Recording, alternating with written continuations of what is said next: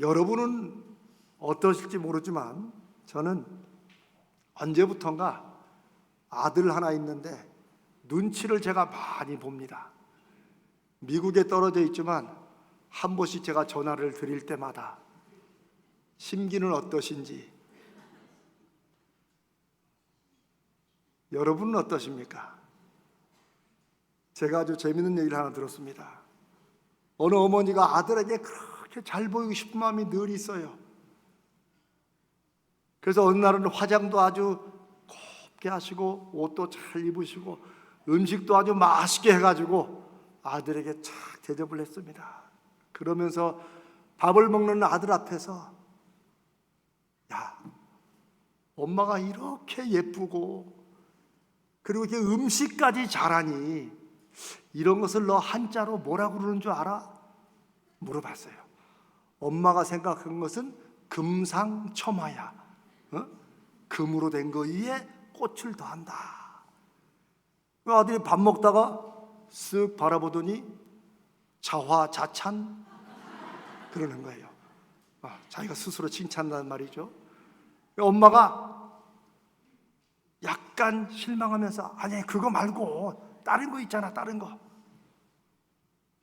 과대망상? 헛소리 한다는 거죠. 이게 이제 폭발하기 직전이에요. 그래, 알려주자. 그 금자로 시작하는 거 있잖아, 금자로.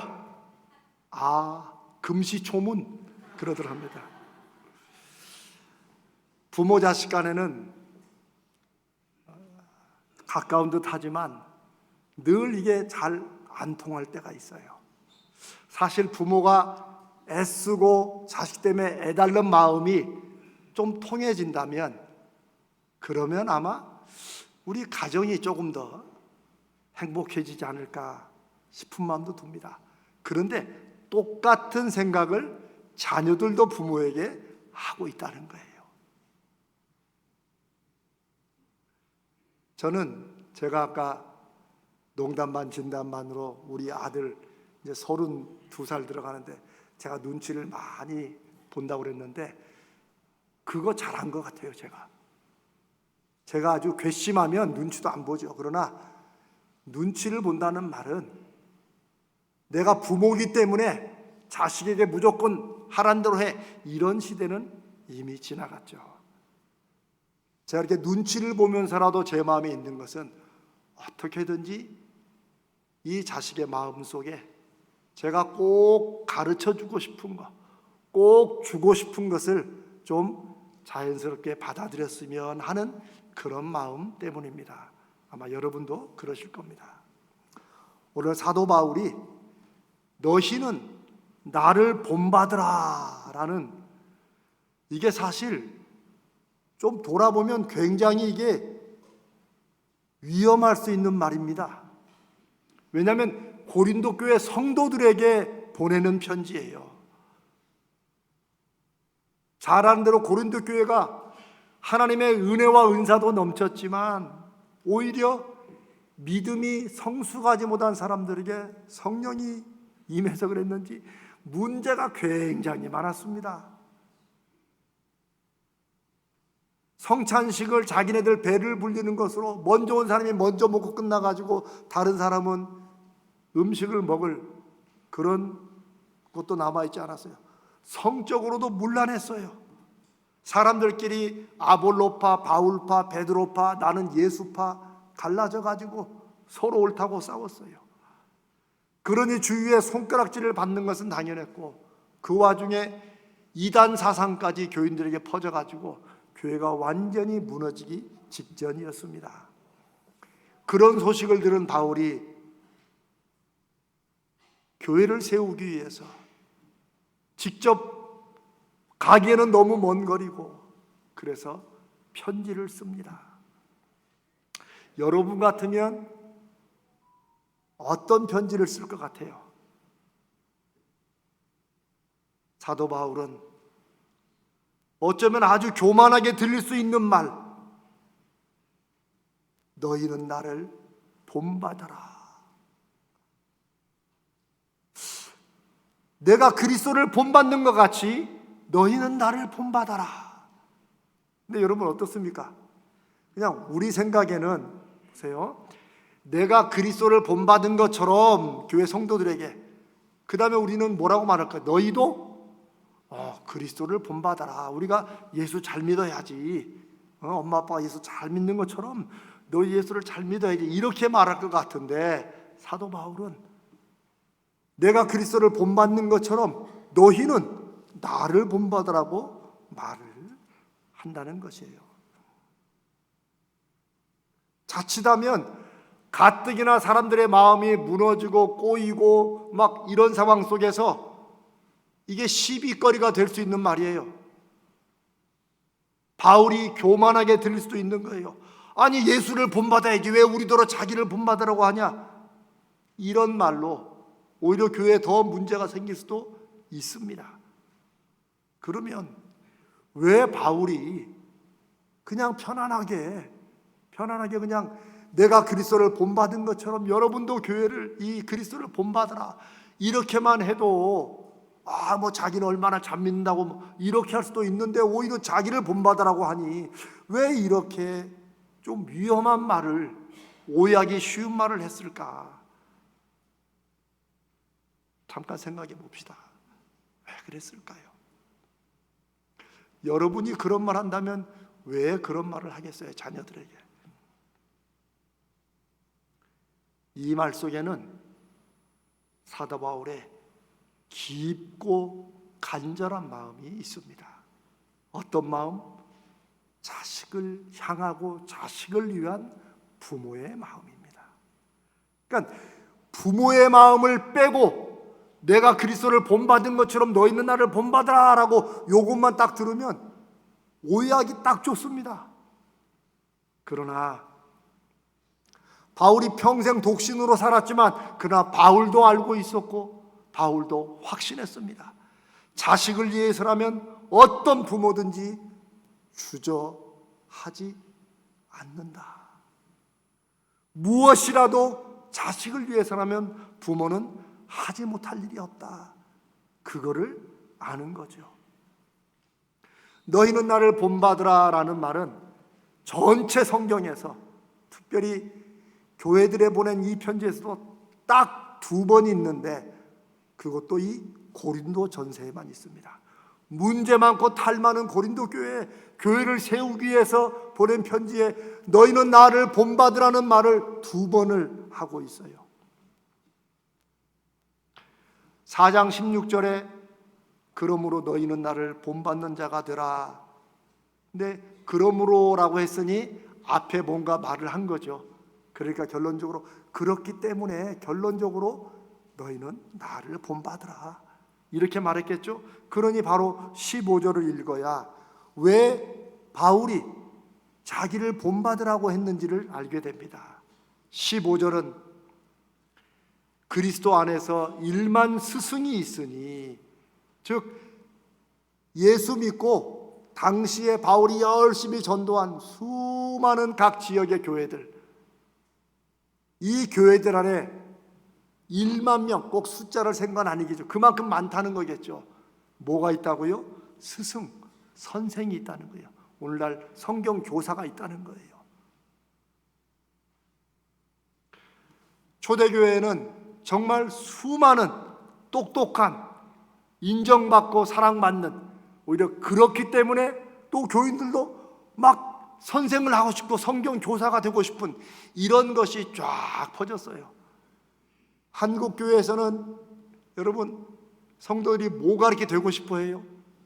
장로님들이 되고 싶어 합니다. 이미 그게 30년, 40년이 넘었어요. 심지어 안 믿는 사람들도 그런 얘기를 한대요. 야, 너는 뭐 교회를 몇십 년 다녔는데 넌 아직도 장로가 아니냐? 이거는 하나님 앞에 교회를 섬기는 직분으로 보는 게 아니라 그 정도 믿었으면 이제 올라가야지 하는 직위로 보는 것입니다. 마치 그런 것처럼 2000년 전 초대교회에도 성경 교사, 선생, 스승 되는 거, 이게 아주 그냥 교인들에게 인기 직분이었다는 거예요. 오죽했으면 야고보 사도는 야고보서 3장 1절에 선생들이, 교사들이 하나님 앞에 더 큰 심판을 받을 줄 알고, 왜냐하면 교사 직분 잘못하고 인간적으로 어떻게 하고 뭐 이렇게 했다가는 하나님 앞에 더 큰 심판을 받으니 여러분들은 굳이 교사가 되려고 하지 말아라, 이렇게 경고할 정도입니다. 바울도 지금 그 얘기를 하는 거예요. 1만 스승이 있다. 이렇게 교사와 선생은 많은데 누구는 없다고요? 아버지는 없다. 여기서 아버지는 꼭 아버지만 말하는 게 아니고 교회에 부모가 없다는 거죠. 사도 바울의 이 말 속에는 스승, 선생과 아버지, 부모의 차이가 무엇인가를 알고 그것을 얘기하는 것입니다. 사실 바울의 마음속에는 여러분들은 스승, 선생이 되려고 하지 말고 교회에서 아버지와 어머니와 부모 같은 마음으로 교회를 섬겨야 된다, 이 말을 하고 싶은 것이죠. 바울은 아마 이렇게 생각했을 것입니다. 선생, 교사는 가르치는 사람들이니까. 그런데 가르치면 끝이에요. 나는 가르쳤고 듣는 사람에 배워서 그대로 하면 좋고 안 하면 뭐고 할 수 없죠. 그거 어떻게 하겠어요? 그게 교사의 한계입니다. 그러나 아버지는 다릅니다. 부모는 다릅니다. 자녀에게 무언가를 가르치고 알려준 다음에 아이고 뭐 안 하면 말지 뭐, 네 인생 네가 알아서 해야지, 이거는 화났을 때나 하는 말이지 진짜로 그렇게 말하진 않죠. 무언가를 말해주고 가르쳐줬으면 그것이 정말 자녀들의 인생에 그대로 잘 심어주고 잘 행해져서 열매와 결과를 맺기를 바라는 게 부모의 마음 아닙니까? 그러니까 늘 살피고 늘 챙기고 애를 끌습니다. 지금 바울이 고린도 교회 편지를 나를 본받으라 라고 쓰는 그 이유도 바로 이렇게 해라 저렇게 해라 교사들처럼 가르치려는 게 아니에요. 부모의 마음으로 부모가 되어서 그 말을 하는 거예요. 그래서 15절 뒷부분에 그리스도 예수 안에서 내가 복음으로 너희를 낳았다. 여러분들은 나를 생각할지 모르지만 나는 여러분들에게 그리스도 안에 복음으로 믿음으로 낳은 내 자녀들처럼 생각하고 내가 이런 말을 합니다. 그러니 여러분은 나를 본받으십시오. 내 믿음을 본받으십시오. 이게 뭐 이 정도는 제가 나를 따르라 나를 믿으라 하는 이런 교만의 마음이겠습니까? 어느 부모도 애달는 마음으로 자녀를 위해서 무언가 말할 때 너 임마 안 하면 죽어 임마, 그러니까 하든지 말든지 이런 마음으로 하는 부모는 요즘에 신문에 나오는 어떤 이상한 몇몇 사람들 외에는 모든 부모들의 마음속에는 자식을 향한 애끓는 마음이 있습니다. 지금 그 얘기를 하는 것입니다. 저는 세상에 슬픈 일들이 많이 있고 안타까운 장면들이 많이 있지만 저는 자식을 붙잡고 우는 부모만큼 그 모습만큼 저는 슬프고 애타는 게 없는 것 같아요. 그런데 여러분 아십니까? 부모가 자식을 붙잡고 울면서 그 자녀가 잘못한 일을 놓고 울 때 부모의 마음, 부모의 말을 어떻게 합니까? 대부분의 부모들은 내가 잘못 키워서 미안하다. 내가 너에게 조금 더 잘했으면 네가 이렇게 안 했을 건데, 그렇게 말을 한다고 합니다. 감옥에 갇혀있는 자녀를 면회간 부모들이 대부분 이렇게 말을 한다고 그러더라고요. 자식이 지 잘못으로 들어갔는데 어느 부모도 그게 자식의 잘못이라고 하지 않아요. 내가 너를 잘못 키워서 네가 그 안에 있는 것이다. 지금 그 말을 고린도 교인들에게 바울이 하고 있는 것입니다. 부모는 자식이 아프면 자기가 더 아픈 사람 아닙니까? 자식이 인생에 무너지면 부모는 자기 인생이 번듯한 것, 자랑거리도 아니고, 그리고 그것을 잘했다고 생각지도 않습니다. 그 무너진 자식의 인생을 세우기 위해서 자기 인생이 무너지고 망가져도 어떻게든 자식을 세우려고 하는 것이 부모입니다. 그게 하나님께서 부모라는 사람들에게 주시는 마음입니다. 자식 인생 세울 수 있다면 자기는 죽어도 된다는 사람이 이 세상에서 유일하게 부모입니다. 바로 그런 마음으로 사도 바울은 내가 부모 같은 마음으로 여러분에게 말합니다. 여러분은 나를 본받으십시오. 믿음이 이렇다 저렇다, 나는 아볼로파다, 베드로파다, 바울파다 그러지 마시고 내가 어떻게 믿는지 내 믿음을 여러분들이 보고 그렇게 따라오고 믿으시기 바랍니다. 그런 뜻입니다. 여러분, 저는 꼭 우리가 육신으로 나온 자녀만 자녀라고 생각지 않습니다. 교회는 이제 일정한 나이가 되면 사실은 믿음의 부모, 영적인 부모가 우리가 이 교회에서 함께 믿음으로 기도하며 키우는 우리 모든 아이들의 부모가 되어야 된다고 믿습니다. 오늘도 보니까 이제 연배는 있지만 결혼 안 한 분들은 카네이션을 안 찾더라고요. 근데 제가 전에 한번 그랬어요. 그냥 다 차라고. 왜요? 이 카네이션을 차면서 내가 부모로서 내 자식만이 아니라 우리 교회에 맡겨주신 우리 자녀들에게, 믿음의 아이들에게 내가 무엇을 하고 있나, 내가 믿음으로 어떻게 본이 되고 있나를 한 번씩 돌아보는 날이 저는 어버이날이라고 생각하기 때문입니다. 좀 내년부터는 이렇게 좀 다 찹시다. 그런 영적인 부모이든 육신의 부모이든 부모가 자녀들이 부모의 말을, 우리 어른들의 말을 잘 듣고 따라오기 위해서 가져야 될 게 무엇일까? 저는 권위라고 생각합니다. 권위. 요즘은 권위라는 말이 너무 많이 오해되는 것 같아요. 옛날에는 부모님들은 그냥 권위를 가졌어요, 자식들에게. 저는 그 시대가 좋다는 게 아닙니다. 나는 그랬어요. 그냥 죄송한 말에 때리면 맞고 그냥 혼내면 그냥 듣고. 그러나 요즘은 완전히 시대가 바뀌었습니다. 그런데 어떤 부모는 여전히 옛날식으로 물리적인 힘으로 자녀들에게 권위를 가지려고 그래요. 그런데 그런 권위는 자녀가 나이가 들고 몸집이 커가고 힘이 커져가면서 이제 그건 아무런 권위가 안 되고 힘으로, 물리적인 힘으로 자녀를 누르려고 하는 부모는 더 수치스러워집니다. 그건 성경이 말하는 권위가 아닙니다. 어떤 부모는, 요즘에 많은 부모들이 이 어른들 이렇게 얘기하는 보면 그렇죠. 돈이 힘이라고. 그러니까 일찍 물려주지 말고 꽉 잡고 있다가 조금씩 주라고. 저는 그것도 지혜롭다고 생각합니다. 그러나 성경이 말하는 권위는 돈으로 자녀들을 휘두르는 그런 권위가 아닙니다.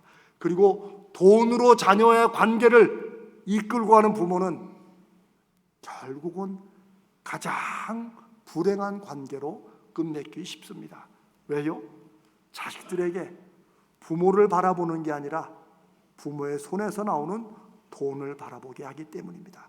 가뜩이나 돈 때문에 사람의 가치관과 삶이 망가지는데 부모마저 부모를 보여주지 않고 돈을 가지고 보여주니 그 관계는 가장 불행한 관계가 될 수밖에 없습니다. 또 어떤 부모는 아예 그냥 요즘 세상에 무슨 권위예요? 그래가지고 그냥 우리는 그냥 아이들 그냥 편하게 놓고 키웁니다 라고 말하지만 꼭 있어야 될 아주 중요한 권위마저도 스스로 인정하지 않고 불필요한 걸로 생각해가지고 그런 분들은 대부분 평생 자식들에게 휘둘려가지고 자기 인생도 힘들고 자녀 인생도 망가지는 그런 것들을 많이 보게 됩니다. 성경은 부모가 권위를 자녀에 대해서 가져야 되는 이유가 부모 자신들을 위해서가 아니라 자녀들을 위해서. 하나님의 사람들이 부모가 됐다는 것은 영적인 부모든 육적인 부모든 자기가 믿음으로 키워야 될 자녀들을 위해서 권위를 가져야 된다는 것입니다. 그래야 믿음의 부모들이 자녀들에게 꼭 주어야 될, 다른 건 못 줘도 꼭 물려줘야 될 믿음의 증거와 믿음의 열매를 자녀들에게 줄 수 있기 때문에, 그것 때문에 부모가 권위를 가져야 된다고 말씀합니다. 그러면 도대체 바울은 어떤 권위로 고린도 교회에 너희는 나를 본받으라 라고 말할 수 있었을까요? 하나님이 무슨 특별한 막 은혜와 능력과 힘을 줘가지고 그 말 안 들으면 막 다 막 뻐벅 쓰러지고 죽고 뭐 이랬을까요? 아닙니다. 바울은 자신의 믿음의 증거와 열매를 자신의 삶의 모습으로, 자기가 인생에 맺는 믿음의 열매로 성도들에게 보여주었습니다. 물론 어떤 사람들은 그거 무시하고 그거 아무것도 아니라고 생각하지만 그런 사람들은 믿음이 없는 거예요. 하나님의 사람들이 아닌 거예요. 그러니까 바울은 그들의 공격도 받았지만 별로 신경도 안 씁니다. 바로 여기입니다. 믿음의 부모의 권위는 하나님께서 그 부모를 통해서 자녀들이든지 아이들인지 하나님의 일하시는 증거를 볼 수 있게 하기 때문에 자녀들이 부모의 말이나 부모의 가르침이나 부모의 인도를 따를 수 있는 것입니다. 그러면 여러분 이제 마음이 복잡해질 겁니다. 저도 복잡해졌어요. 왜? 그러면 나에게는 왜 그런 권위가 없는가? 나에게는 우리 자녀들이 나를 보고 따라올 만한 왜 그런 가마력이나 영향력이 없는가? 이게 오늘 부모, 이 어버이날에 영적인 부모, 육신의 부모인 저와 여러분이, 하나님의 사람들로서 부모가 된 저와 여러분이 진심으로 고민하고 그리고 기도해야 될 제목입니다. 하나님의 백성인 저와 여러분이 보이지 않는 믿음이 눈에 보이도록 그렇게 나타날 때 권위가 하나님이 역사하시고 일하시는 그 영향력이 나타나는 것입니다. 그래서 그 모습을 보면 막 따르고 싶고 자기도 배우고 싶고 그렇게 하면 잘 될 것 같으니까 그렇게 하려고 하는 그런 마음이 생긴다는 것이죠.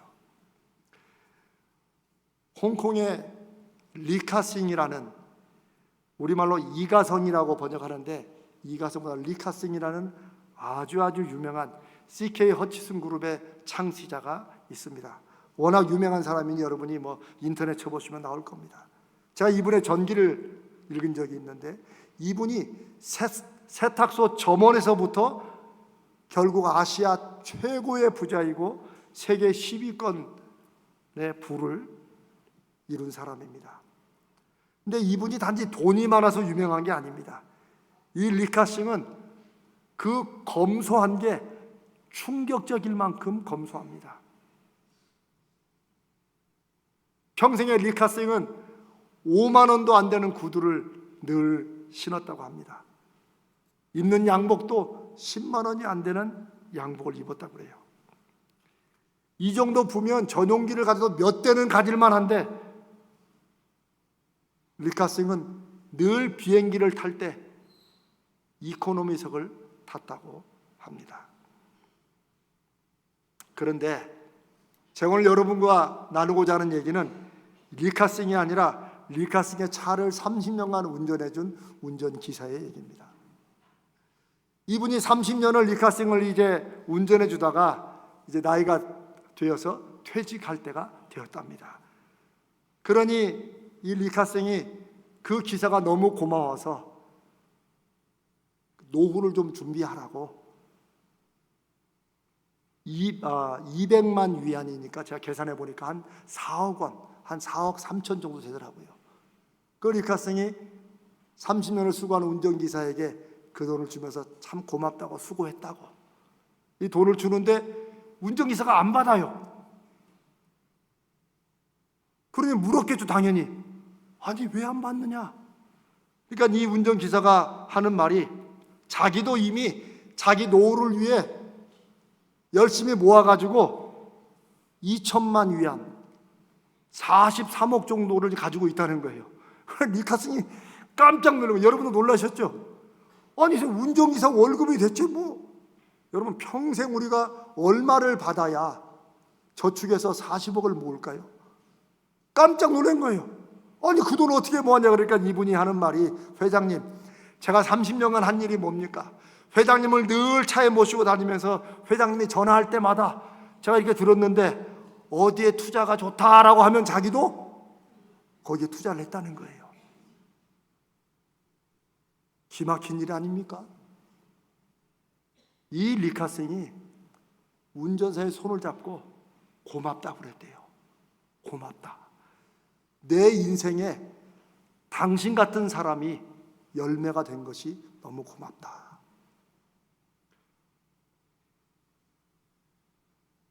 권위라고 하는 것이, 부모가 자녀에게 가져야 될 권위라고 하는 것이 무엇이겠습니까?